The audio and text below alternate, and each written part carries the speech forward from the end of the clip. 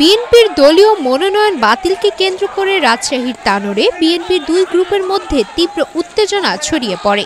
25 November মঙ্গলবার সন্ধ্যায় রাজশাহী 1 আসনে বিএনপির মনোনয়ন বঞ্চিত সুলতানুল ইসলাম তারেক ও প্রাথমিক মনোনয়ন পাওয়া শরীফুদ্দিনের সমর্থকদের মধ্যে এ ঘটনা ঘটে।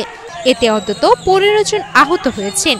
প্রায় ঘণ্টাব্যাপী চলা ধাওয়া পাল্টা ধাওয়ার পরে বিস্ময়কর এই উন্নয়নে গর্বিত জাতি, গর্বিত নতুন ধরা পরিবার, আবাসনে আস্থার আদর্শ, নতুন ধরা, নতুন প্রজন্মের নতুন পৃথিবী। পুলিশ গিয়ে পরিস্থিতি নিয়ন্ত্রণে নিয়ে আসে, তবে এ ঘটনায় উত্তেজনা বিরাজ করছে।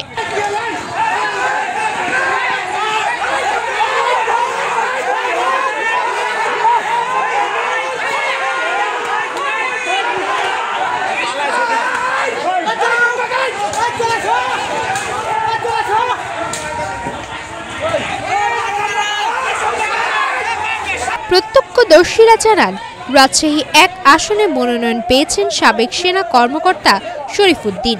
তার মনোনয়ন বাতিল দাবিতে কিছুদিন ধরেই আন্দোলন করে আসছেন সুলতানুল ইসলাম তারেক।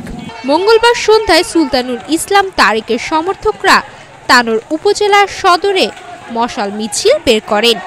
ওই মিছিলে হঠাৎ করেই হামলা চালায় শরীফুল উদ্দিনের সমর্থকরা।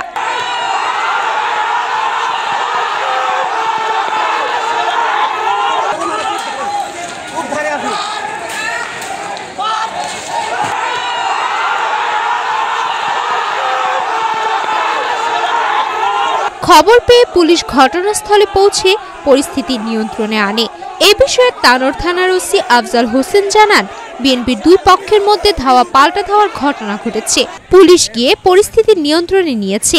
আহতদের মধ্যে কয়েকজনকে তানোর স্বাস্থ্য কমপ্লেক্সে ভর্তি করা হয়েছে, বাকিরা প্রাথমিক চিকিৎসা নিয়েছেন।